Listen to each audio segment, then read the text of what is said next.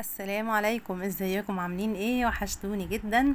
زهقنا بقى من اكل اللحمه وقلنا نعمل كده شويه شاورمه فراخ ونغير شويه في اكلنا. في البدايه خالص عندي البوله بتاعتي هحط فيها كوبايه من الزبادي وعليها عصره ليمونه كامله كده. وبعد كده عندي شويه من البهارات، معلقه من الثوم ومعلقه من البابريكا، الكمون، الفلفل الاسود، الكاري، القرفه، وكمان نص معلقه كده من الثوم البودر. هنقلب البهارات كلها مع الزبادي كده. وبعد كده نجيب ربع كيلو من الفراخ، على حسب طبعا كمية الفراخ اللي انتوا عايزينها. انا جبت ربع كيلو كده من صدور الدجاج، وبدأت ان انا طبعا قطعتها بالطول ونزلتها على التتبيلة. وما ننساش الملح، طبعا حطيت نص معلقة ملح اهو. ونقلب بقى الفراخ مع التتبيلة كويس جدا لحد ما احس انها خلاص اتشربت. هسيبها في التتبيلة حوالي ساعة كده، يعني اقل حاجة، علشان تاخد طعم حلو من التتبيلة بتاعتي.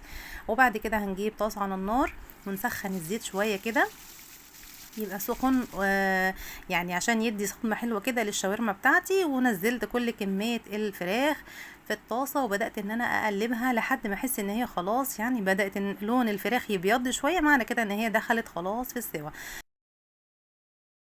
وهكون محضرة فلفل الوان كده هنزل بيه على الشاورما، وهقلبها تقليبة كده حلوة لحد ما احس ان الفلفل خلاص بدأ يدبل معايا. وحطيت برضو قرن فلفل حامي كده عشان يخلي الشاورما بتاعتي سبايسي كده وطعمها ايه تحفة يعني.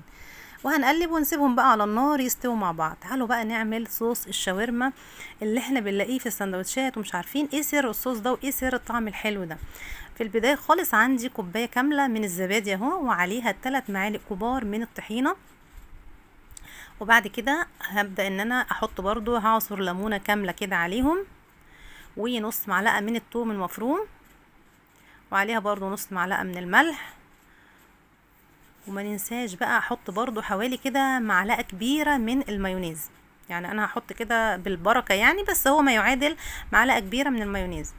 وهنقلب المكونات دي كلها مع بعض كده زي ما انتوا شايفين. ده احلى صوص ممكن ناكله مع الشاورما، وبناكله في المحلات عنده بتوع الشاورما والمحلات السوري كمان بالذات.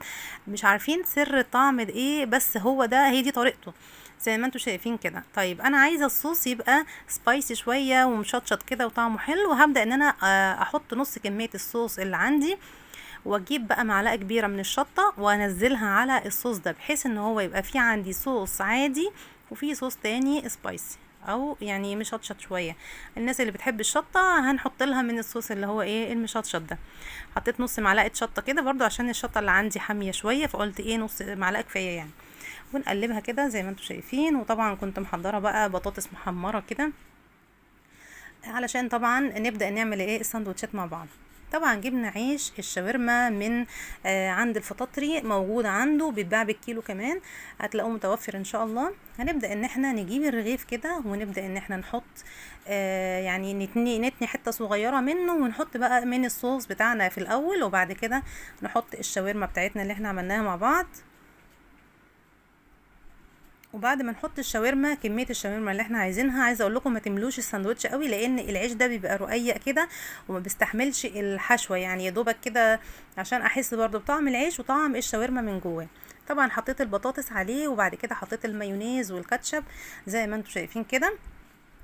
ونبدا ان احنا نقفل ساندوتش الشاورما من الجناب زي ما انتم شايفين كده، ونقفل ونحبك كده الحشوه بتاعتنا. ودي اول ساندوتش عملناه اهو زي ما انتم شايفين.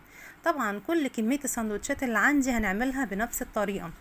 وفي الاخر بنحط الصوصات بتاعتنا زي ما انتم شايفين. طبعا فرشه قبل ما احط الحشوه خالص بحط الصوص اللي انا عملته معاكم بالطحينه والزبادي، هيدي طعم حلو قوي للساندوتش، وفعلا هتحسوا ان انتوا جايبينه من بره يعني مش عاملينه في البيت.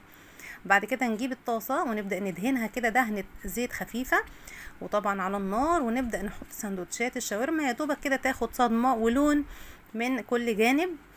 وبعد كده هنشيلها على طول، وبكده تكون سندوتشات الشاورما جهزت معانا. ودي كمية السندوتشات اللي احنا عملناها بشاورما الفراخ.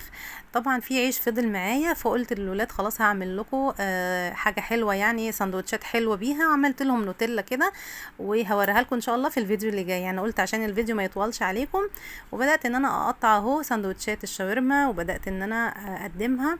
عايزه اقول لكم طعمها كان تحفه جدا، يعني هتعجب الولاد جدا لو عملتوها في البيت بنفس الطريقه كده. دي كانت وصفتي النهارده ليكم، يا رب تكون عجبتكم. ما تنسوش بقى الاشتراك في القناه عشان يوصلكم كل جديد. والسلام عليكم.